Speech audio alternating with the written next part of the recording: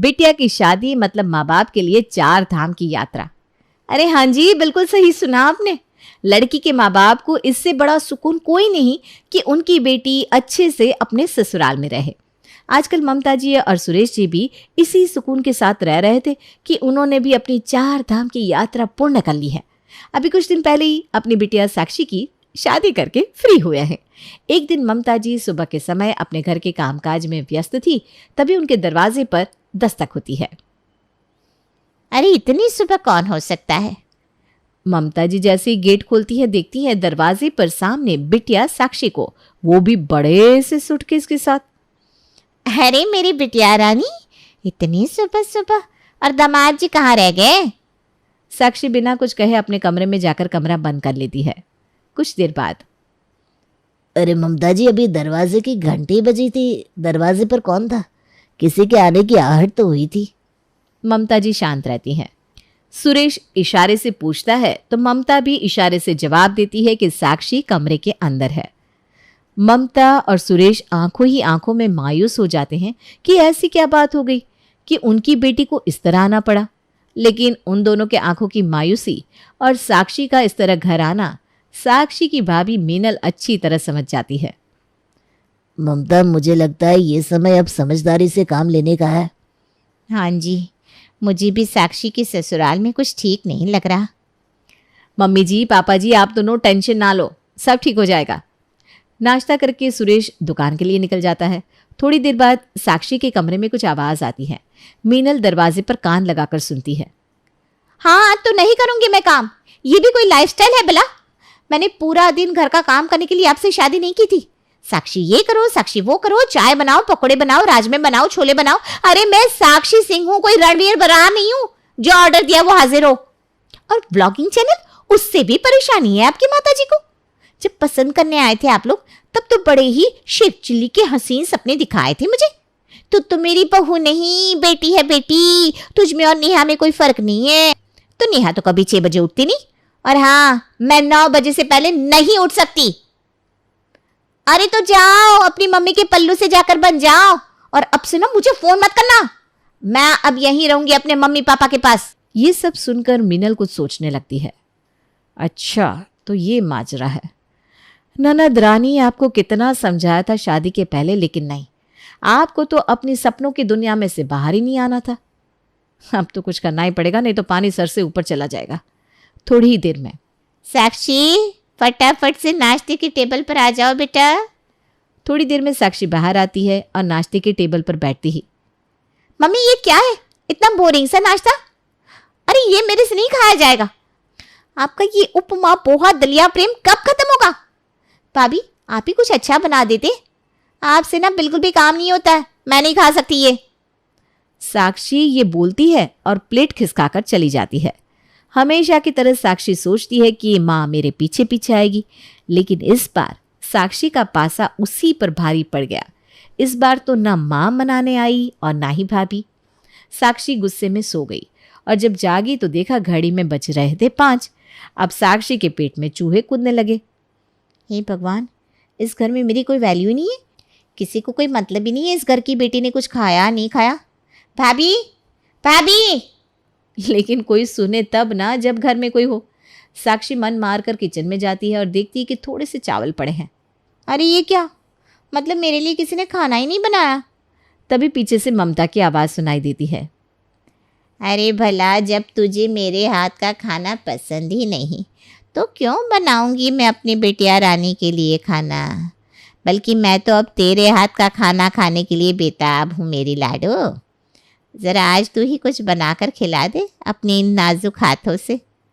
साक्षी जैसे ही गुस्से में आकर किचन से निकल रही थी कि वैसे ही पापा जी घर आ जाते हैं। साक्षी पापा को जाकर गले लगा लेती है। घर में सभी लोग साक्षी से ऐसे बात करते हैं जैसे उन्हें कुछ पता ही नहीं। कैसी है मेरी गुड़िया रानी, और दामाद जी कैसे हैं? पापा, मुझसे आप सिर्फ मेरे बारे में बात करो तो ज़्यादा अच्छा होगा। अच्छा तो जा, किचन में जाकर एक बढ़िया सी चाय बना कर लिया। चाय और मैं? या मुझे सुबह से किसी ने खाने के लिए नहीं पूछा और आप भी अब चाय के लिए कह रहे हो? आपने ये सोचा भी कैसे कि? अरे इसमें सोचने वाली क्या बात है बेटा, आज चाय तो मैं तेरे ही हाथ की पीऊंगा। आखिर देखूं तो तेरे ससुराल वाले कितने खुशनसीब है। उनका नाम मत लो पापा, उनको तो सब कुछ हाथ में चाहिए, हिलने का तो नाम ही नहीं लेते। खैर वो छोड़ो, अब मुझे सिर्फ मेरे बारे में बात करो। भाभी जरा अच्छी सी चाय बना लाओ। मीनल चाय बनाकर सबको देती है, पर उसके दिमाग में कोई तरकीब चल रही थी। आखिर घी जब सीधी उंगली से ना निकले तो उंगली टेढ़ी करनी ही पड़ती है, और फिर हमारी ननद रानी के लिए तो पूरा हाथ ही टेढ़ा करना पड़ेगा। अगले दिन सुबह, अरे साक्षी, ओ साक्षी, देख घड़ी में 6 बज गए। अरे उठ जा बेटा, जब तुझसे यहाँ नहीं उठा जा रहा तो अपने ससुराल में क्या उठती होगी। ताना देने में तो अब आप भी पीछे नहीं हो माँ। वहाँ सास और यहाँ आप, फिर क्या मतलब मेरे मायके आने का, जब मायके में भी सास मिल जाए। अब जाओ ना यहाँ से, मुझे शांति से सोने दो। पहले तो बेटा तुझे ही शादी की पड़ी थी कि माँ मेरी शादी करवा दो, अब क्या हुआ। माँ मुझे ऐसे घर में शादी करनी थी जहाँ ना मुझे जल्दी उठना पड़े, ना ही मुझे कोई काम करना पड़े। बस मेरे पति के लिए मेरे पास टाइम ही टाइम हो, जिससे मुझे व्लॉगिंग करने के लिए कंटेंट भी मिल जाएगा। और अरे बस मेरी राजकुमारी, बस ख्यालों की दुनिया में से बाहर आ जा बेटा। तूने भी शादी को लेकर एकदम ही मुंगेरी लाल के ख्वाब सजा रखे थे। वो कहते हैं ना, ख्याली पुलाव और ऊपर से घी 2 पाव, बस वही हालत लग रही है बेटा तेरी। हाँ हाँ, सोती रहे और इसी तरह हमारी इज्जत का फालूदा बनाती रहे बेटा। ममता तो वहां से चली जाती है। साक्षी 10 बजे सोकर उठती है। माँ माँ, मम्मी जी तो गई हैं आज भागवत कथा सुनने। भाभी बहुत तेज भूख लगी है। अरे दीदी, आज ना मैं बहुत थक गई हूँ, पता नहीं क्यों बहुत ज़्यादा टायर्ड फील कर रही हूँ। आप खुद से कुछ बना लीजिए ना अपने लिए, मुझे अपने घर जाने के लिए पैकिंग भी करनी है। पैकिंग? वो भी अपने घर जाने के लिए? लेकिन क्यों? यहाँ आपकी ननद आई हुई है और आपको यहाँ से भागने की पड़ी है। ये नहीं कि ननद की खातिरदारी करो, उसको कुछ अच्छा बनाकर खिला पिलाओ। नहीं भाभी मत जाओ, आप जाएंगी तो मुझे कौन बनाकर खिलाएगा, और मेरी फ्रेंड्स भी आने वाली हैं। नहीं दीदी, ऐसी बात नहीं है, वो मेरी मम्मी की तबीयत ठीक नहीं है ना, तो मुझे जाना पड़ेगा। मीनल वहाँ से चली जाती है। काम की ना काज की, दुश्मन अनाज की, इनसे बस बहाने बनवा लो, मेरी मम्मी की तबीयत ठीक नहीं है। अगले दिन सुबह, अच्छा मम्मी जी, पापा जी, मैं चलती हूँ। उसी दिन शाम के समय ममता जी की बहुत तेज चीखने की आवाज़ आती है। माँ मर गई, हे भगवान, ऐसे बुढ़ापे में मेरी टांग टूट गई। अरे कोई आओ, मुझे उठाओ। सुरेश और साक्षी ममता को हॉस्पिटल लेकर जाते हैं और उनकी टांग पर मोटा सा प्लास्टर लगाकर घर आते हैं। हाय हाय, मेरी बहू भी मायके चली गई, ऊपर से ये टांग टूट गई। अब मेरा क्या होगा? कोई मुझे एक गिलास पानी का भी नहीं पूछेगा इस घर में तो। उफ माँ, अब ये ओवर एक्टिंग करना बंद करो ना। मैं हूं ना, कर तो रही हूँ तुम्हारी सेवा, लेकिन नहीं, तुम्हें तो बस हाय मेरी बहू का गुणगान करना है। तभी कुछ पड़ोसन ममता से मिलने आती हैं।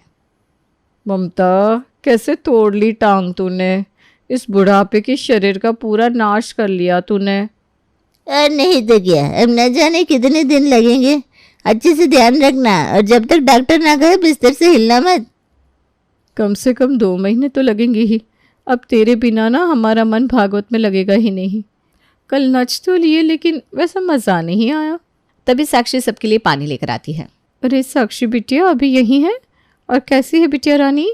ससुराल में सास ससुर कैसे हैं? जमाई राजा के क्या हाल चाल? ससुराल में सास ससुर, जमाई राजा, मेरी ननद, मेरी कामवाली बाई, मेरी सोसाइटी का गार्ड, मेरे घर का माली, घर का धोबी और पड़ोस में रहने वाले आपकी जैसी घर से एकदम फ्री आंटियां, सब एकदम मजे से टन टनाटन। साक्षी चली जाती है। बहन जी, साक्षी को तो बड़े दिन हो गए आए हुए, सब ठीक तो है ना? बड़े ही गुस्से में लग रही है, और ससुराल का नाम सुनकर तो एकदम आग बबूला हो गई। हाँ बहन जी, सब बढ़िया है और मज़े में है। अभी वो दामाद जी अपने ऑफिस के काम से कहीं बाहर गए हुए हैं, तो सास ने सोचा ये भी भले मायके में रह आए थोड़े दिन। और ससुराल का नाम तो वैसे ही बिना घी के ही तड़के का काम करता है आजकल की लड़कियों के लिए। अब साक्षी की असली परेड चालू होती है। अगले दिन सुबह सुबह, साक्षी बेटा, मेरे कपड़े प्रेस नहीं है, ज़रा इस्त्री कर दे। हाँ पापा, करती हूँ। वो कपड़े प्रेस करके देती है। बेटा, लंच बॉक्स पैक कर दिया क्या? अब हाँ कर रही हूँ पापा। लो पापा, अब कैसा बना होगा उसकी कोई गारंटी नहीं है, बस खा लेना। और लो ये नाश्ता भी कर लो। साक्षी, कपड़े अच्छे से प्रेस नहीं है, ज़रा अच्छे से करना। और नाश्ता तो बिल्कुल बेस्वाद बना है। कोशिश करके थोड़ा अच्छा बना पाए। हाँ भाई, आज तो मेरे से नहीं खाया जा रहा ये नाश्ता। अगर कल कुछ ठीक बना तो खा लूँगा मैं। साक्षी ममता को नाश्ता देती है। बेटा तू अपने ससुराल में क्या ऐसा ही नाश्ता देती है अपने घर वालों को? ये तो मेरे मुंह में ही नहीं घुस रहा। साक्षी गुस्से में आकर माँ की प्लेट छीन लेती है। अच्छा नहीं बना, अच्छा नहीं बना। अरे मेरी मेहनत नहीं दिख रही? सुबह से उठी हूँ, एक टांग पर पूरे घर का काम कर रही हूँ, ऊपर से ये दोनों। वैसे अच्छा तो नहीं बना साक्षी, लेकिन कोई बात नहीं, मैं एडजस्ट कर लूँगा। आप तो चुप ही रहिए भैया। अपनी बीवी को तो मायके में बिठा दिया है और यहाँ मैं मायके में ससुराल से भी ज्यादा काम कर रही हूँ। अपनी बीवी के सामने तो मीनल जी कहते जुबान नहीं थकती, और बहन के हाथ के खाने के लिए कह रहे हो एडजस्ट कर लूंगा। लेकिन अब साक्षी को एहसास होने लगता है कि इससे तो उसका ससुराल ही भला था। अब आए दिन मम्मी को देखने आने वालों की लाइन लगी रहती थी। साक्षी सबको नाश्ता पानी दे देकर थक जाती थी। ऊपर से मम्मी पापा भाई कोई ना कोई कमी उसके काम में निकाल ही देते थे। मैं तो पक गई हूँ इन लोगों के बीच। इतना काम तो मेरी सासू माँ भी नहीं करवाती थी, और अगर कोई चीज़ खराब भी बने तो उसके लिए भी प्यार से बोलती थी, लेकिन ये सब। तभी शाम को विशाल, साक्षी कल सुबह मेरा बेस्ट फ्रेंड किसी ज़रूरी काम से अपने शहर में आ रहा है, तो मैंने उसे अपने यहाँ नाश्ते पर इनवाइट किया है। तुम सब अच्छे से हैंडल कर लोगी ना? लेकिन साक्षी तो पहले ही जल्दी सुबह भागने की प्लानिंग बना चुकी थी कि कब सुबह हो और कब मैं भागूं यहाँ से, क्योंकि साक्षी को अब अपना ससुराल याद आ रहा था। क्या? आपका फ्रेंड? ठीक है, मैं तो इससे पहले ही भाग जाऊंगी। साक्षी अपने रूम में जाती है, तभी उसकी एक फ्रेंड का फ़ोन आता है। हाँ यार सिमरन, मैं भी ना तुझे कई दिनों से फ़ोन करने का सोच रही थी। अब तो वैसे मैं कल ही जा रही हूँ, मुझे यहाँ आए काफ़ी दिन हो गए, लेकिन अब ना मुझे अपने ससुराल और सुमित जी की याद आ रही है। अरे नहीं रे, तू परेशान मत हो, खामखा तू आएगी और मैं मिलूंगी नहीं, क्योंकि अब ना कल मैं सुबह जल्दी यहाँ से निकल जाने वाली हूँ। हाँ वो मम्मी के पैर की चोट, अरे वो पापा भैया संभालेंगे ना। अगले दिन भागने की प्लानिंग के कारण साक्षी जल्दी सो जाती है। सुबह में 5 बजे ही उसकी नींद खुल जाती है। चलो आज जाना ही है तो सबके लिए नाश्ता बना देती हूँ, अभी तो बहुत टाइम है। नाश्ता बनाते बनाते कब 6 बज जाते पता ही नहीं चलता। तभी डोरबेल बजती है। अरे यार इतनी सुबह सुबह अब मैं भागूंगी कैसे? भैया का फ्रेंड ही होगा, उन्हीं को जगा देती हूँ। साक्षी आवाज लगाती है, तभी विशाल आकर अपने दोस्त को अंदर लेकर आता है। साक्षी उसे देखती रहती है। ये दोस्त कुछ अजीब सा क्यों लग रहा है? साक्षी उसको पानी देने जाती है और पानी पीते पीते उसकी मुझ गिर जाती है। भाभी आप, ये सब क्या है? ये मेरी प्यारी ननद को सबक सिखाने का तरीका है। क्या मतलब? तब तक मम्मी पापा भी उठकर बाहर आ जाते हैं। साक्षी पहले ध्यान नहीं देती, फिर दोबारा से पलट कर देखती है। अरे मम्मी, आपके पैर की चोट, आप बाहर तक चलकर कैसे आ गई? मम्मी अपना प्लास्टर उतार कर हवा में फेंक देती है। अरे ये सब आखिर है क्या? आप लोग क्या करना चाहते हैं? तुम्हें सुधारना। तुम्हें सुधारना? तुम्हें सुधारना। ये सब प्लान हम चारों ने मिलकर बनाया था, क्योंकि हम आपके परिवार को यूं टूटते हुए नहीं देख सकते थे। हम चाहते तो आपके ससुराल में इसके लिए बोल सकते थे, लेकिन एक लड़की के लिए क्या सही क्या गलत, इसे एक माँ से बेहतर कोई नहीं जान सकता। जब मैंने आपकी बात सुनी जिसमें आप सुमित जीजू पर नाराज़ हो रही थी, फिर मैंने विशाल जी, मम्मी जी और पापा जी सबसे उस बात को शेयर किया। तब मम्मी ने ही सबसे पहले डिसीजन लिया कि हम आपके ससुराल में कोई बात नहीं करेंगे, बल्कि अपनी बेटी को ही सही राह दिखाएंगे। अब मुझे लगता है कि आपको इस बात का एहसास हो गया होगा कि घर संभालने की जिम्मेदारी हम औरतों को ही अपने कंधों पर लेनी होती है, और शादी के बाद हर लड़की को अपने ससुराल में कुछ एडजस्टमेंट तो करने ही होते हैं। हाँ साक्षी बेटा, मीनल बहू एकदम सही कह रही है। अब तुझे देखकर मुझे लगता है कि तुझे इस बात का एहसास हो चुका है। हाँ भाभी और माँ, मैं आप दोनों को ना सॉरी बोलना चाहती हूँ। मैंने हमेशा आप लोगों की इंसल्ट की है। जब मैंने सबके लिए खाना बनाया और सबने मेरे बनाए हुए खाने को बेकार बोला, तो मुझे एहसास हुआ कि कितना हर्ट होता है। इसीलिए तो मैं लौट कर आ गई हूँ, क्योंकि मुझे कल ही विशाल जी ने फ़ोन करके बताया था कि अब दीदी यहाँ से जाने वाली है, क्योंकि वो किसी से फ़ोन पर बात कर रही थी। और सबसे बड़ी बात, कल मैं जल्दी सो गई तो आज सुबह अपने आप ही मैं 5 बजे जाग गई।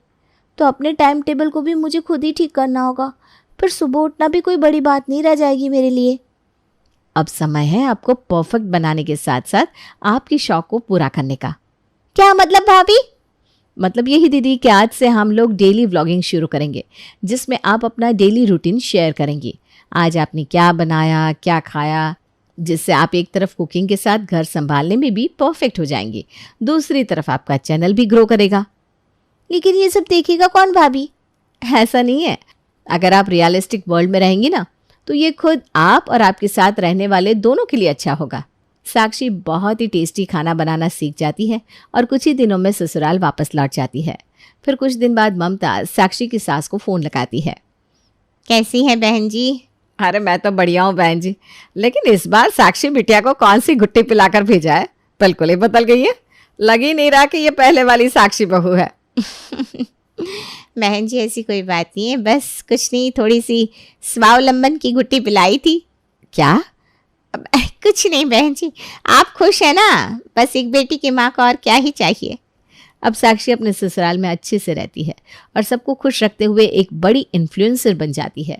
पीयूष का परिवार नैना के घर उसे देखने आया हुआ था। पीयूष के परिवार में उसका बड़ा भाई, बड़ी भाभी और माँ बाप थे।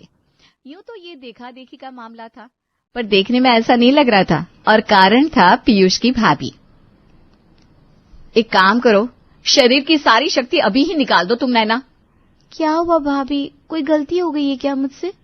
हाँ हुई तो है, अभी तुम नाश्ता लेकर आई, फिर चाय लेकर आई, और अब फिर तुम ठंडा लाने रसोई में जा रही हो। अरे भाई, इंसान हो तुम, कोई मशीन नहीं हो। अरे जब मैं यहाँ खड़ी हूँ तो क्यों बार बार भागा दौड़ी करनी है तुम्हें, शांति से बैठो ना। ईशा जी ठीक कह रही है बेटा, तू पीयूष जी से बातें कर, मैं जाकर ठंडा ले आती हूँ। वाह भाई, बेटी शेर निकली तो माँ निकली सवा शेर। और सुनिए आंटी जी, मैंने नैना को किचन में जाने से इसलिए नहीं रोका कि आप काम में झोंक दी जाए, मतलब कि कोई हद होती है भाई। ताली एक हाथ से नहीं बजती, पर यहाँ तो पूरी थाली ही बजे बिना नहीं रह रही।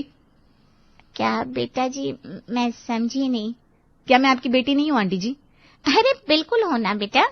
बस फिर बिना कोई सवाल जवाब किए आप यहाँ बैठ जाइए और मेरे सास ससुर से बात कीजिए। पीयूष जी को जानिए, इसीलिए तो हम आए हैं यहाँ। बाकी कामों के लिए मैं हूँ ना, मैं जाकर ले आती हूँ ठंडा। चलिए बैठिए। अरे बेटा जी, आप हमारी बेटी को यहाँ देखने आई हैं, हम आपसे काम कैसे करवा सकते हैं? अंकल जी मान ही लीजिए, अगर ये रिश्ता पक्का हो गया तब क्या, तब तो आपकी बेटी को किचन देखने का टाइम भी नहीं मिलेगा। हमारी ईशा तो घर में किसी को पानी का ग्लास भी खुद उठाने नहीं देती, काम करवाना तो दूर की बात है। और मैं तो सोच ही रहा था, पिछले आधे घंटे से आप सबको काम करता देख ईशा कैसे सह रही है। देखा ना आपने, भाई आखिर ईशा है, जब सहा नहीं गया तो बोली पड़ी। स्टाइल में देर हो सकती है, लेकिन एंट्री हमेशा दमदार होती है मेरी बीवी की। ईशा किचन में जाती है, जहाँ पहले से ही काम वाली मौजूद थी। एक काम करो, 8 ग्लास कोल्ड ड्रिंक तैयार कर दो, और हाँ, एक ग्लास में ना ज्यादा कोल्ड ड्रिंक डालना। कोल्ड ड्रिंक की ट्रे लिए ईशा टेबल पर लाकर रख देती है। ज्यादा कोल्ड ड्रिंक वाला ग्लास खुद लेकर कोल्ड ड्रिंक पीते हुए ईशा बातें करना शुरू कर देती है। इसी तरह दोनों परिवार में बातें होने लगती है। हमारा परिवार तो खुला परिवार है बहन जी, हमें कुछ छुपाना ही नहीं था, इसलिए हम सब एक साथ यहाँ आ गए। वो क्या है ना, लड़की के परिवार वालों के मन में कोई डाउट नहीं रहना चाहिए कि लड़के का बड़ा भाई क्यों नहीं आया, कहीं कोई बात तो नहीं, लड़के की भाभी क्यों नहीं आई, कहीं देवर की शादी से दुखी तो नहीं। अरे इसमें कोई बोलने की बात ही नहीं है बहन जी, सब कुछ साफ साफ देख रहे हैं हम। और आगे भी सब साफ ही दिखेगा आंटी जी। जिस घर में मुझे इतनी खुशी मिली है, मैं तो चाहूंगी वहां किसी और लड़की का भाग्य भी जुड़े। बड़े अच्छे हैं मेरे सास ससुर। सास ससुर क्या, माँ बाप ही समझ लीजिए। मेरा मायका ज्यादा दूर भी नहीं है, पर पूरे 6 महीने हो गए मुझे मायके गए हुए। अब मन ही नहीं करता। जब ससुराल में ही भाई जैसा देवर हो, माँ बाप जैसे सास ससुर हो, फिर मायके की कमी कैसे महसूस हो। ईशा की इतनी चिकनी चुपड़ी बातें मोहन और शकुंतला के सीने में ऐसे घात करती है कि दोनों लगभग रिश्ते के लिए हामी बनने को तैयार हो जाते हैं। आप लोग हमें 5 मिनट दीजिए, जरा हम विचार कर लें। अब क्या सोच विचार करना है बहन जी, बस हाँ कर दीजिए। ऐसे कैसे मम्मी जी, वो तो हम जानते हैं ना हम कितने सीधे लोग हैं। इतनी जल्दी आंटी जी को कैसे भरोसा होगा। आप अपना वक्त लीजिए आंटी जी, हम यहीं बैठे हैं।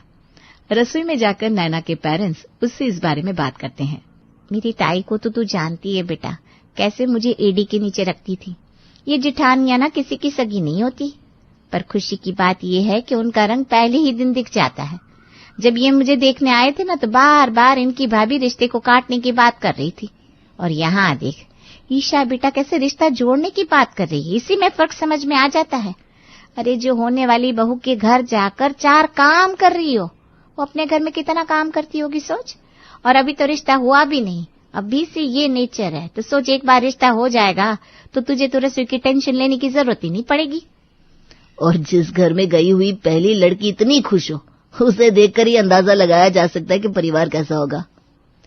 बस इसी बात पर नैना के परिवार वाले इस रिश्ते के लिए हामी भर देते हैं और पीयूष की दुल्हन बनकर नैना आ जाती है अपने ससुराल। 1 महीने बाद रसोई में रोटियां बेलती हुई नैना ब्लूटूथ ईयरफोन लगाए अपनी माँ से फोन पर बात कर रही थी। तो और कौन बनाएगा रोटी मम्मी? जिस दिन से आई हो यही तो कर रही हूँ। बोलना तो नहीं चाहिए बेटा, अब तू सोचेगी कि ससुराल में एक तिनका भी उठाना ना पड़े, ऐसा तो नहीं होता। और ईशा भी तो इंसान ही है, अकेले कितना काम करेगी। हाँ, ईशा भाभी इंसान है और मैं मशीन। इस घर में मैं तो उन्हें कभी काम करता देखती ही नहीं मम्मी। कसम से, भले तेरी शादी हो गई पर आज भी तू बदली नहीं। बचपन में जब तू यही कुछ 6-7 साल की होगी तब की बात बताती हूँ। मैं तुझे रात के 7 बजे ही नहला धुलाकर पाउडर लगाकर तैयार कर दिया करती, फिर अच्छे से तुझे खाना खिला देती ताकि जब तेरे पापा आए तो मुझे और काम करने को ना हो। फिर 7:30 बजते बजते तेरे पापा आते थे और क्या, पापा को देखते ही तो ऐसे फूट फूट कर रोने लगती थी मानो कितने बरसों से मैंने तुझे खाना ना दिया हो। फिर तू जाकर अपने पापा के साथ बैठकर खाती और तब सोती। अरे क्या यार मम्मी, रखो फोन। कसम से हद होती है किसी चीज की। अपनी बेटी पर भरोसा नहीं है तुम्हें। इतना ही प्यार आ रहा है ना मेरी जेठानी पर तो एक दिन अपने पास रख लो।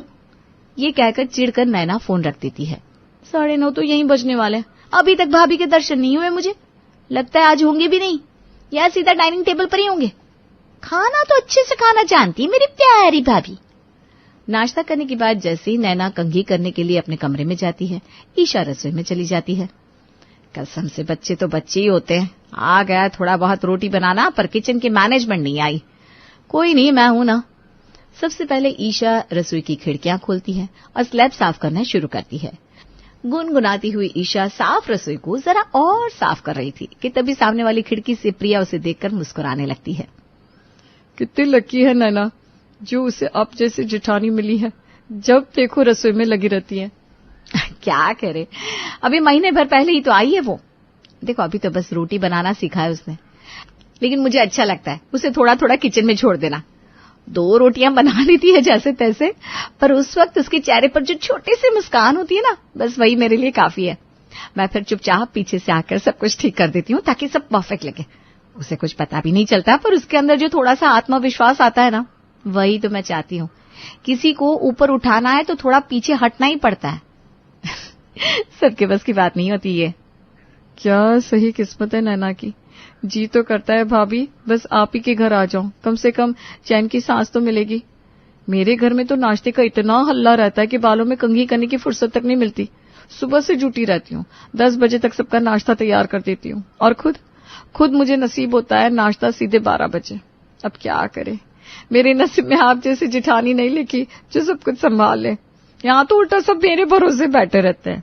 सच को तो कभी कभी लगता है नाश्ते के साथ साथ मैं खुद को भी परोस दूं सबको, तभी चैन मिलेगा इन्हें। अरे बच्चे ऐसा नहीं कहते। और ये घर कौन सा पराया है, 2 कदम की दूरी पर ही तो रहती है तू। नाश्ता करने आ जाया करना। मैं तो यहाँ पर सभी को 9:30 बजे तक नाश्ता करवा देती हूँ। आजा तू भी बैठ जा, इसी बहाने तेरे शरीर को जरा आराम भी हो जाएगा। और जहां तक रही कंघी की बात, तो मैं अच्छा सा हेयर स्टाइल बना दूंगी। आप खुश? नैना जो अभी अभी अपने कमरे में गई थी कंघी करके, अपना हुलिया जरा ठीक करके अपने कमरे से बाहर आती है और बाहर सोफे में प्रिया को बैठा हुआ दिखती है। अब जाकर कमरे से बाहर आई हो तुम 9:30 बजे? कसम से नैना किस्मत हो तो तुम्हारे जैसी, या कहूँ कि जिठानी हो तो तुम्हारी जिठानी जैसी। हाँ हाँ, तो तुम मेरी जेठानी को अपने घर ले जा सकती हो, मुझे कोई प्रॉब्लम नहीं है। मजाक कर रही थी प्रिया, बहुत सही वक्त पर आई हो तुम। अभी नाश्ता तैयार ही किया है मैंने, चलो खाना खाने बैठ जाओ। नैना प्रिया को डाइनिंग टेबल पर लेकर जाती है, तभी रसोई से ईशा बाहर आती है। तू क्या खड़ी है, मैं हूं ना यहाँ, मेरे रहते काम करेगी क्या तू? चल बैठ जा, मैं हूं ना, मैं लगाती हूँ नाश्ता। मम्मी जी, पापा जी, पीयूष, करण, कहाँ हो सब? आ जाओ नाश्ते की टेबल पर, food is ready. Oh my God भाभी, मतलब सच में देखकर बिल्कुल भी नहीं लग रहा कि मैं किसी के घर पर खाना खा रही हूँ। मेरा मतलब हमारे यहाँ तो नाश्ता तैयार करने के बाद लोगों की हालत ऐसी हो जाती ना जैसे मैराथन दौड़ कर आए हो। किसने क्या खाया किसने क्या नहीं खाया सब भगवान भरोसे। मैं तो बस बनाकर रख देती हूँ, जो भूखा है वो उठा ले वरना भूखा रहे। और आप इतनी खुशी खुशी सबको टेबल पर बुला रही हैं, प्लेट लगा रही हैं, चाय परोसी जा रही है। भाभी कसम से यू आर ना ड्रीम जेठानी। ऐसा लगता है जैसे किसी फिल्मी सेट पर आई हूँ। साफ सुथरा किचन, मुस्कुराहटों के साथ सब होता नाश्ता। भाभी ये सब सपना है क्या, कोई मुझे चुटकी काटे। सभी बड़े मन से नाश्ता करते हैं। नाश्ते की बड़ी तारीफ होती है। ये लहसुन की चटनी जरा और हो तो रख लेना बहू, दोपहर में सोच रहा हूँ एक बार दुकान से घर का चक्कर लगाते जाओ, उसी वक्त ना लहसुन की चटनी खा लूंगा। इतनी गर्मी पड़ रही है, उसमें भी आपको लहसुन की चटनी खानी है? हद है आप भी। कोई जरूरत नहीं है दुकान छोड़कर घर आने की, दुकान पर रहिएगा। बहुत चटनी है पापा जी, मैंने फ्रिज में रख दी थी, आप बेफिक्र होकर दुकान जाइए। मम्मी जी ने आपको घर आने से मना किया है, पर चटनी दुकान पर तो पहुंचा जा सकती है। मैं स्टाफ से दुकान पर ही चटनी और पकौड़े भिजवा दूंगी। ऑर्डर तो ऐसे ले रही भाभी जैसे कि खुद काम करने वाली है। चाय तक उनसे बनती नहीं और ये पकौड़े छाने की। नाश्ते के बाद सभी अपने अपने कामों पर चले जाते हैं। प्रिया अपने घर लौट जाती है। मैं क्या कह रही थी भाभी, आप ना जरा कपड़े देख लीजिए ना, वो क्या है ना पूरा नाश्ता मैंने बनाया था, मैं भी इंसान हूँ।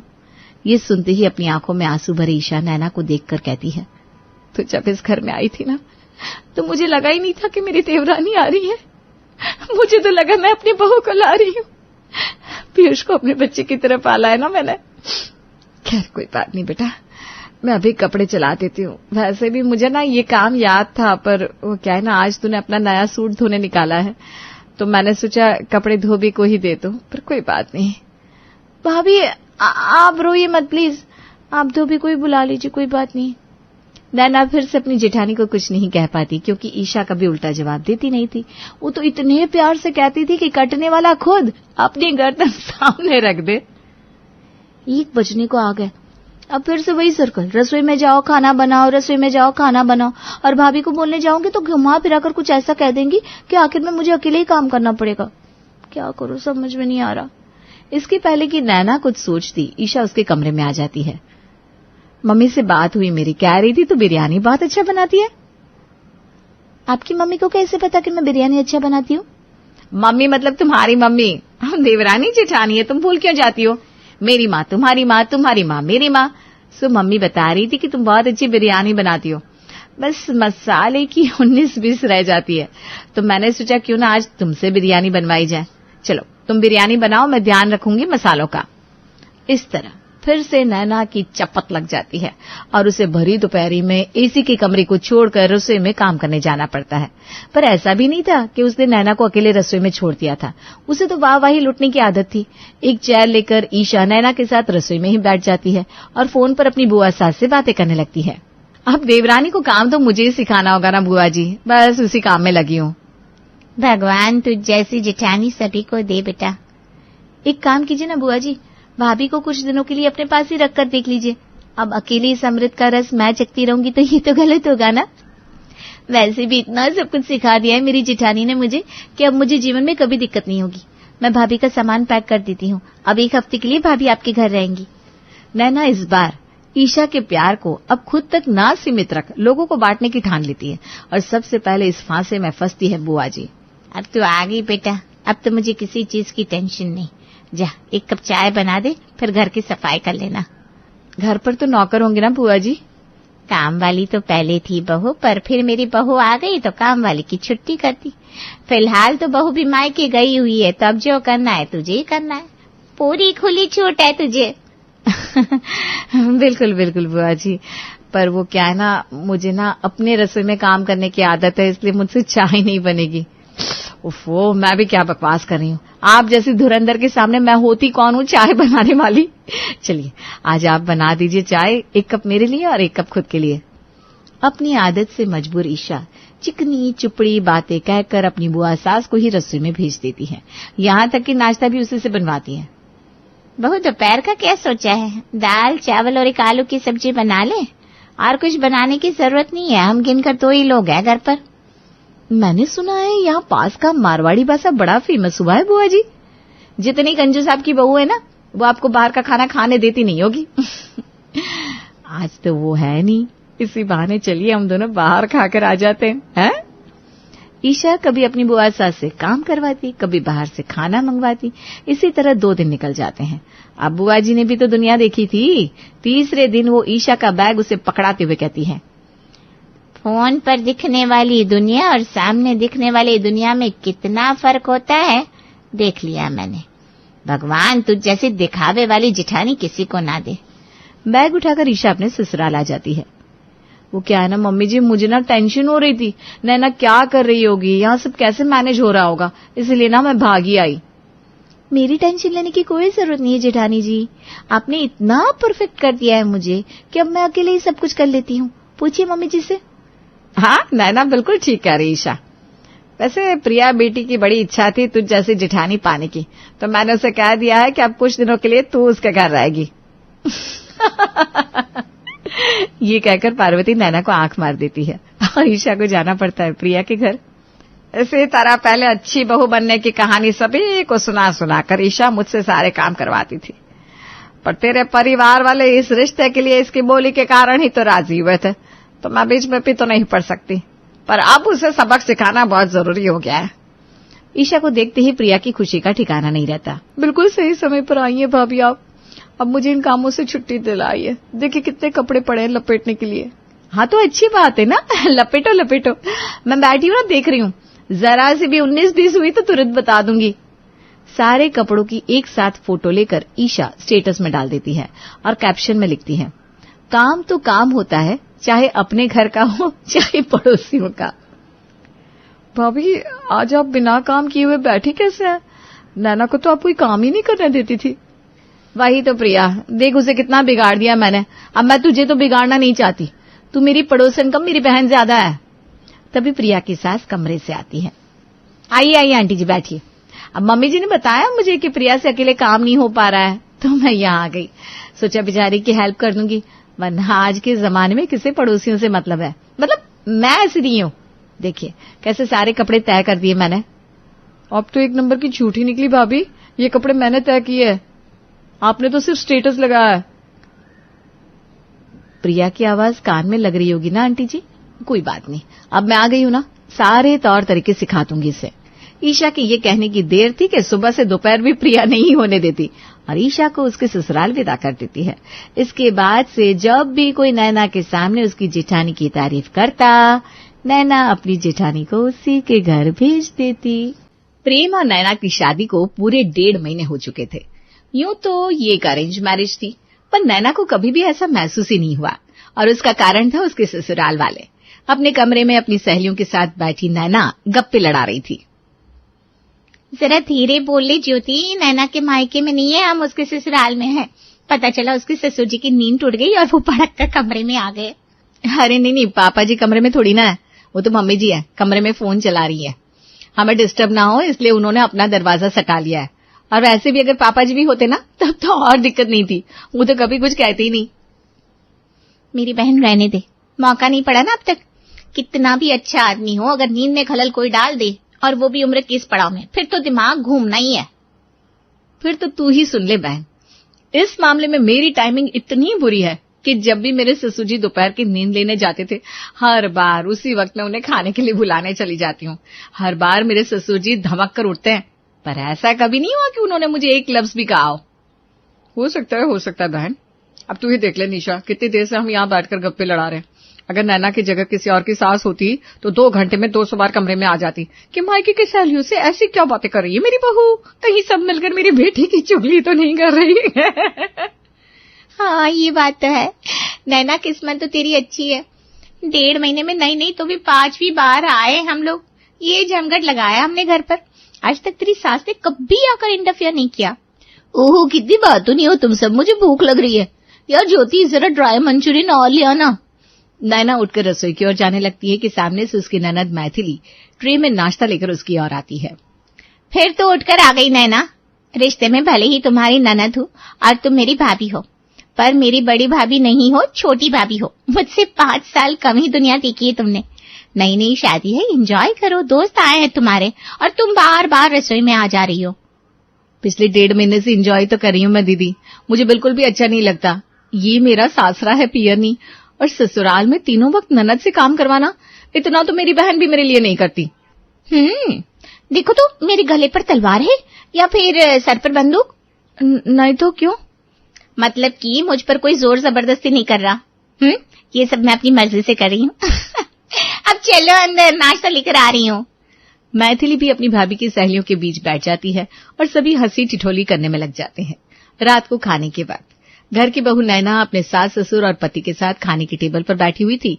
तभी रसोई से मैथिली गर्मा गर्म फुलके लाकर सभी के प्लेट में रखते हुए कहती है, इनका फोन आया था मम्मी, अब ये मुझे वापस बुला रहे हैं। अब तो नैना भी इस घर में अच्छे से सेटल हो गई है, तो मुझे अब जाना होगा मम्मी। तू चली जाएगी बेटा? चली जाएगी मतलब जाना ही चाहिए। और शादी के बाद 1.5 महीने मायके में रुकना मुझे तो समझ में नहीं आ रहा था।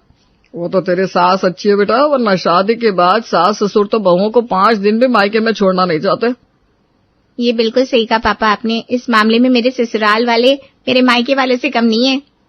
खाने के बाद नैना अपनी ननद के बैग को पैक करने में उसकी मदद करती है कि तभी मैथिली नैना से कहती है, अब तक तो मेरी बहन ज्यादा थी और भाभी का, पर अब तुम्हें भाभी ज्यादा बनना होगा नैना। मेरा मतलब है कि अब नैना के बहू के फॉर्म में आने का वक्त आ गया है। कल से तो मैं चली जाऊंगी, फिर रसोई तुम्हें ही संभालनी है नैना। मुझे पूरा भरोसा है कि तुम इस घर को बांध कर चलोगी। बस एक चीज याद रखना, चीजों को मन से करना, शाही तरीके से। कोई चीज आम या खास नहीं होती, उसे खास तो हम बनाते हैं। हम आम या खास बनाते हैं मतलब? देखो, अगर रसोई में शाही पनीर भी बनी हो और इस क्वांटिटी में बनी हो कि कोई दोबारा मांग ले तो उसे नसीब ना हो, तो काहे का शाही पनीर है? खाना तो रसोई में इस हिसाब से बनना चाहिए कि किसी के लिए कम ना पड़े। इसे ही कहते हैं शाही खाना। और अपनी भाभी को रसोई संभलाकर अगली सुबह मैथिली सभी की आंखें नम कर अपने ससुराल लौट जाती है। प्रेम और मोहन मैथिली को स्टेशन छोड़ने गए हुए थे और यहाँ रसोई में नैना खाने की तैयारी कर रही थी। दीदी ने बिल्कुल ठीक कहा था, शाही खाना बनाना। पापा और प्रेम के आने में अभी 45 मिनट तो है, इतनी देर में दोपहर का खाना आराम से बन जाएगा। तो आज नैना बनाएगी शाही दाल चावल और शाही आलू दम की सब्जी। अपनी ननद की हिदायत को ध्यान में रखते हुए नैना अच्छी तरह से छौंका लगाकर दाल चावल आलू दम की सब्जी धनिया की चटनी बनाती है। और ठीक जितना अंदाजा नैना ने लगाया था उतनी देर बाद मोहन और प्रेम वापस लौट आते हैं। तक तो इतनी चिलमिलाती धूप थी और आज देखो ये बादल हो गए, लगता है बारिश होगी। ये खुशनुमा मौसम देखकर ना भूख ज्यादा बढ़ जाती है, नहीं मम्मी?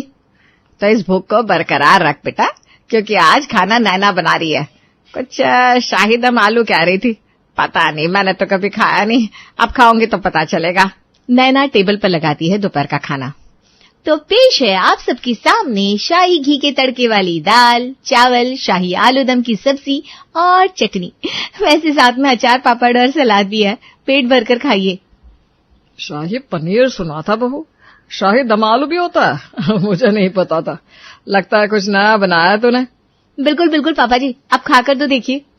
सभी अपने अपने प्लेट में खाना लेने लगते हैं। सभी के प्लेट में इत्तू इत्तू सा खाना देकर नैना चिढ़ जाती है। आप लोग बाहर रेस्टोरेंट में बैठकर नहीं खा रहे हैं, जो खाना ज्यादा खाने पर बिल भरना पड़ेगा। इतनी कम दाल कौन लेता है पापा जी, रुकिए मैं परोसती हूँ खाना। सभी की प्लेट में नैना कटोरी भर भर कर दाल देती है, अच्छी क्वांटिटी में सब्जी चावल और चटनी परोसती है। फिर सभी खाना शुरू करते हैं। खाना तो अच्छा है, पर ये तो नॉर्मल दाल चावल और नॉर्मल आलू की सब्जी है, इसमें शाही क्या है? आश्चर्य में अपनी भौहें चढ़ाकर प्रेम अपनी माँ की ओर देखता है। मनीषा के दिमाग में भी कुछ ऐसा ही चल रहा था। बहुत ही लाजवाब खाना बनाया है बहू तूने, मजा आ गया। तू भी हमारे साथ ही बैठ जा, आजा। हाँ बहू, इसे कहते हैं पहली रसोई जो तेरी आज जाकर हुई है। बहुत अच्छा खाना है बेटा। सभी खाने की बहुत तारीफ करते हैं, जिससे नैना का मनोबल डबल हो जाता है। कुछ देर आराम करने के बाद प्रेम और मोहन दुकान जाने के लिए तैयार होते हैं। कुछ हल्का फुल्का सा होगा बहू तो जरा दे दे। वो क्या है ना, अभी जाता हूँ फिर रात को 10-11 बजे वापस आना होता है। इस बीच भूख लग जाती है और भूख के मारे घूम फिर कर मुझे पानी पूरी खानी पड़ती है। अरे मुझे बस 5 मिनट दीजिए पापा जी, आप यहीं बैठिए, मैं अब भी आ रही हूँ। नैना ने दिल खोलकर खाना बनाया था तो चावल बचे हुए थे। नैना फौरन सब्जी काटती है और चावल में डालकर उसमें मसाले मिलाकर फ्राई करके अपने ससुर जी के सामने गर्मा गर्म परोस देती है। ये क्या बना कर ले आई तू बहू? शाही फ्राइड राइस समझ लीजिए पापा जी। ये एक शाम का स्नैक होता है। जब बहुत ही भूख लगी हो और ज्यादा कुछ बनाने का वक्त ना हो ना, तो ऐसे में हम कुछ ऐसा ही बना सकते हैं। आप एक बार खाइए तो फिर कहिएगा। मोहन जैसे ही उस चावल को खाता है उसका मूड फ्रेश हो जाता है। जो भी लाई हो जरा थोड़ा मुझे भी चखा दो, मैं भी रात को देर से ही आता हूँ। बीच में जब भूख लगती है तो झाल मुड़ी खाकर काम चलाना पड़ता है मुझे, और उसी के कारण ये देखो तोंद बाहर आ रही है। दोनों बाप बेटे फ्राई किए हुए चावल को खाकर दुकान चले जाते हैं। एक चीज तो मान गई मैं बेटा, तेरे हाथों में बरकत तो है। रसोई ऐसे ही हरी भरी होनी चाहिए कि किसी ने खाना मांगा और उसे तुरंत मिल जाए। ये कहकर मनीषा अपनी बहू के सर पर हाथ फेरते हुए शाम की पूजा के लिए मंदिर चली जाती है। हाय मजा आ गया आज तो, सच में दीदी की बात में दम तो था। रात में भी कुछ ऐसा ही शाही बनाऊंगी, पर जिस हिसाब से मैंने दाल और सब्जी बना ली थी वो तो बचे हुए हैं, उनको ही रात में इस्तेमाल कर लूं क्या करूं। नैना ये सोच रही थी कि पड़ोसन बिमला की कामवाली हाथ में कटोरी लिए उसके दरवाजे पर पधार जाती है। अरे बहू जी, वो जरा मूंग की दाल होगी क्या? मूंग दाल? आंटी जी कब से दाल खाने लगी? उनके घर पर तो कोई दाल खाना पसंद नहीं करता। वही ना, वो क्या हुआ कि अभी बिमला भाभी को उनकी जेठ जी का फोन आया। वो और उनकी धर्मपत्नी 15 मिनट में पहुंच रहे, और भाभी की जेठ जी की थाली में जब तक दाल ना हो तब तक उनकी दाल नहीं गलती। खाने की तैयारी में इतनी हड़बड़ाई हुई है भाभी कि क्या कहूँ। उन्हें तो कुछ समझ में नहीं आ रहा था, ऊपर से रसोई में दाल भी नहीं है, तो उन्होंने मुझे आपके पास दाल लाने को भेजा। हाय मेरी शाही रसोई। तुम जाओ मंजू, मैं पीछे से आ रही हूँ। और नैना बचे हुए दाल के साथ आलू दम की सब्जी लेकर विमला के घर पहुंच जाती है। थोड़ा सा अगर आप और हड़बड़ाएंगे ना विमला आंटी, तो जो ये रायता फैला कर रखा है आपने उसी को प्लेट पर सजाकर अंकल जी के सामने परोसना पड़ जाएगा। अरे इतना क्यों घबरा रही है आप? ये रहा बना बनाया दाल, ये रही सब्जी, अब गर्मा गर्म फुलके तो सेक ही सकती हैं आप। अरे हे भगवान, तूने तो तुरंत चमत्कार दिखा दिया। क्या बताओ बेटा, मैं ना अभी मन में ही सोच रही थी काश कहीं से दाल और सब्जी मिल जाए, और देख तू लेकर आ गई। तू ना सच में अन्नपूर्णा है बेटा। मेरे जेठ जी किसी भी वक्त पहुंचते होंगे, उनके सामने फौरन ये खाना परोस दूंगी। वो ना वरना यही कहते हैं, भाई रसोई ऐसी क्या समझ देती हो कि हमारे आते ही तैयारी शुरू करनी पड़ गई। इसी तरह दिन बीत रहे थे और आए दिन नैना की तारीफ पर तारीफ हो रही थी। आज नैना ने नाश्ते में बनाया था शाही पकौड़ा। कहाँ से शाही हुई, इसमें शाही क्या है मम्मी? ये नैना तो घूम फिर कर हर चीज को शाही बोलकर सामने परोस देती है, और तुम तो और उसकी तारीफ कर देती हो। अरे भाई, शाही बोलकर जो मूड बनाया है वैसा शाही सामने परोसो भी तो। ये क्या बात हुई बेटा? कम से कम बच्ची कोशिश तो कर रही है। ऐसा भी नहीं है कि कच्चा पक्का बिना मसाले का खाना परोस रही है। अच्छा खासा पकौड़ा तो है, अगर उसे शाही बोलने का मन है तो बोलने दो। और हाँ, खाना खाना होता है, इस तरह खाने में कमियां मत निकाला कर। इसी के कारण मैथिली भी चिढ़ती थी तुझसे। कुछ दिनों बाद एक रात बिस्तर पर लेटी हुई नैना अपना फोन चला रही थी तो प्रेम कमरे में यहां से वहां चक्कर काट रहा था। क्या हो गया? आधे घंटे से चक्कर काट रहे हो। कभी घड़ी देखते हो, कभी अपने फोन को, और फिर से चक्कर काटने लगते हो। क्या बात हो गई? बताकर क्या फायदा, तुम क्या कर सकती हो, मेरी मदद नहीं कर पाओगी। हाँ, ऐसा हो सकता है कि मैं तुम्हारी मदद खुद ना कर सकूं, पर मैं किसी ऐसे पर्सन को जानती हूँ, ऐसा भी तो हो सकता है जो तुम्हारी मदद कर सके। बता कर तो देखो। अरे हाँ, ये हो सकता है। वो क्या है ना, एक पार्टी ने बड़ा ऑर्डर दिया है, अच्छी खासी 40 लाख की पार्टी है। सब कुछ अच्छा जा रहा था, सब कुछ बढ़िया जा रहा था। ऐसे में फिर गिरधारी लाल जी ने अपने मन की ख्वाहिश बयां कर दी, शाही बिरयानी खाने की, वो भी घर पर बनी हुई। अब मैं कहां से शाही बिरयानी लेकर आऊं? अगर मार्केट से लाकर उन्हें खिला दिया और उन्हें पता चल गया तो वो ऐसे ही ऑर्डर कैंसिल कर देंगे, और उन्हें अगर शाही बिरयानी नहीं खिलाए तो वैसे ही वो नाराज हो जाएंगे। और हमारे कॉम्पिटिटर तो ऐसे अच्छे क्लाइंट्स को दबोचने के लिए बैठे ही हैं। समझ में नहीं आ रहा क्या करूं। प्रेम घबराकर ये बात नैना को बता रहा था और नैना इतनी आराम से इस बात को सुन रही थी मानो कि ये कोई टेंशन की बात ही ना हो। बस इतना ही कि कुछ और बाकी है, क्योंकि अगर इतना ही है तो कोई प्रॉब्लम नहीं है, मैं बहुत अच्छी बिरयानी बनाती हूँ। अरे तुम ना रहने दो, मुझे नहीं लगता तुम बना पाओगी। ऐसी वैसी बिरयानी नहीं बनानी है, शाही बिरयानी बनानी है, शाही बिरयानी। विश्वास नहीं होता ना तो मेरे मायके में फोन करके पूछ लो, वहां हर संडे मैं शाही बिरयानी बनाती थी अपने भाई के लिए। तुम्हारे साले साहब के टेस्ट पर तो यकीन है ना तुम्हें? तुमसे भी मसालेदार खाना पसंद करता है वो। क्या नाम बताया था? गिरधारी लाल। तो फिर बुला लो गिरधारी लाल जी को। और मैं क्या कहती हूँ, सिर्फ उन्हें क्यों, उनकी फैमिली को भी बुला लो, और हमारे दुकान के स्टाफ्स भी आ जाएंगे, सब यही खा लेंगे। इससे गिरधारी लाल जी को ये भी दिख जाएगा कि हम कैसे एकता में मानते हैं और हमारे लिए काम करने वालों को अपने परिवार की तरह ट्रीट करते हैं। अरे वाह नैना, क्या बात कर दी तुमने। इससे उनका ट्रस्ट हम पर और ज्यादा बढ़ जाएगा। ये सही तरीका है। तुम शाही बिरयानी की तैयारी शुरू करो, मैं फोन करके गिरधारी लाल जी को शाही बिरयानी की दावत के लिए इनवाइट कर देता हूँ। अगली सुबह मोहन और प्रेम दुकान के लिए निकल पड़ते हैं और उनके पीछे से नैना शाही दावत की तैयारी में लग जाती है। अरे भैया, ये गेंदे के फूल क्यों लगा दिए आपने? मैंने आपको गुलाब के फूल लगाने के लिए बोला था। घर पर फूलों की सजावट क्यों कर रही हो बहू? अरे मम्मी जी, आप भूल गई क्या? आज वो गिरधारी लाल जी आने वाले हैं, बस उन्हीं की खातिर मैं ये आज सजावट कर रही हूँ। वैसे ये तो कुछ भी नहीं है, मैंने तो कैटरर से तांबे के बर्तन भी मंगवाया। मैंने डाइनिंग टेबल हटा दिया मैडम, और बताइए क्या करना है? हाँ, जैसे पहले के जमाने में सभी नीचे बैठकर खाते थे ना, उसी तरह इन छोटे छोटे पार्टों को एक लाइन से नीचे लगा दो। पूरे घर को नैना किसी पुराने जमाने के घर की तरह सजा देती है। जमीन पर बिछ जाती है कालीन, जमीन पर बैठकर खाने के लिए पाटे लग जाते हैं। ये सब्जियों को तो काट दी मैंने बेटा, और बता क्या करूं? अरे मंजू, तू भी हाथ चला, कोई 2-4 लोगों के लिए खाना नहीं बन रहा, पूरे 25 लोगों का खाना बन रहा है। 25 कैसे आंटी जी, 30 ना, आपका परिवार भी तो यही खाएगा। मेरा मानना है कि खाना ऐसा बनाओ कि अड़ोसी पड़ोसियों को भी अपने घर पर खाना बनाने की जरूरत ना पड़े। वैसे भी सुबह से आप मेरी मदद में लगी हुई हैं, अब कब जाकर आप अपने घर पर काम करेंगी? फाइनली बड़ी सी मटकी में नैना तैयार करती है बिरयानी। रात के ठीक 7 बजे प्रेम और मोहन के साथ दुकान के स्टाफ और आज के चीफ गेस्ट गिरधारी लाल और उनकी पत्नी पहुंचते हैं। वाह वाह वाह, इतनी सजावट, इतना कुछ किया है तुम्हारी पत्नी ने हमारे लिए। इसे कहते हैं ना शाही खाने की पहले की शाही तैयारी। खाना तैयारी है, आप सब बैठ जाइए, मैं शाही बिरयानी लेकर आती हूँ। पीतल के बर्तनों में नैना सभी को अपनी बनाई हुई शाही बिरयानी परोसती है, जिसे चखते ही प्रेम के पसीने छूट जाते हैं। इससे तुम शाही बिरयानी कहती हो नैना? ये तो सुनहरे पुलाव बना दिए तुमने। बस सब्जियां काट के मटके में भर दी और ऊपर से ढक दिया। पीला दिखने वाला हर चावल बिरयानी नहीं होता। मुझे तुम पर विश्वास ही नहीं करना चाहिए था। किसी काम के नहीं हो तुम। कौन खाएगा तुम्हारे इस फालतू चावल को? इतना सारा खाना बनाने की क्या जरूरत थी? देख रहे हो ना मम्मी, और 2 शाही से हर चीज को शाही शाही कहती थी। मुझे क्या पता था कि बिरयानी के साथ भी ये शाही अपने मन से ही लगा रही है। क्या शाही है इसमें? ये तो ढंग से बिरयानी भी नहीं बनी। प्रेम नैना की ओर उंगली कर करके जोर जोर से चिल्लाने लगता है, जिससे नैना घबराकर वहीं फूट फूट कर रोने लगती है। हमारे पास कोई और रास्ता नहीं था, मैंने पूरी कोशिश की। ये ऑर्डर तो हाथ से गया। और क्या शाही होता है प्रेम, जरा तुम मुझे बताओगे? तुम्हारी रसोई में नमक कहाँ रखा है, क्या ये भी पता है तुम्हें? इतने लोगों को छोड़ो, क्या तुमने कभी 2 लोगों का खाना बनाया है?